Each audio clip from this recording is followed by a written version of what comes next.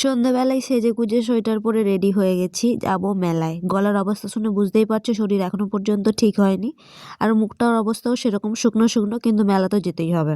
বাড়ি থেকে কিছুটা দূরেই হচ্ছে সরস্বতী সম্মেলন, তো অনেক ঠাকুর আসবে, সেটাই দেখতে যাব প্রথমবার। এর আগেই শাড়িটা পরেছিলাম কিন্তু না পরতে পেরে ভাঁজ করে রেখে দিয়েছি। এবার রেডি হয়ে বসে আছি কর্তামশাইয়ের জন্য।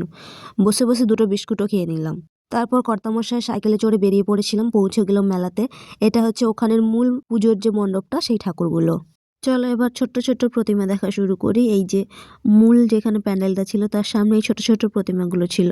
তারপর অনেকটা হেঁটে গিয়েছিলাম, তো সেখানে এই বড় বড় প্রতিমাগুলো সব আসছিল। অনেকগুলো খোলা হয়েছে, অনেকগুলো খোলা হয়নি। প্রতিমাগুলো তোমরা দেখো কত সুন্দর সুন্দর, দেখলেই চোখ জুড়িয়ে যায়।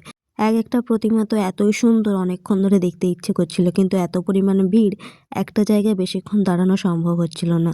এই প্রতিমাটা দেখো কত সুন্দর, সাদা, তার পাশেরগুলো একই রকমের শাড়ি পরা অনেকগুলোই ঠাকুর ছিল। এইটাই দেখো ধান দিয়ে তৈরি কুলো, আর এইটাই দেখো বেতের তৈরি মনে হচ্ছে, বুঝতে পারছিলাম না। তারপর অন্য একটা জায়গায় চলে গেছিলাম, সেখানে ছিল তার থেকে ছোট ছোট কিছু ঠাকুর, এখনও অনেক ঠাকুর আসছিল।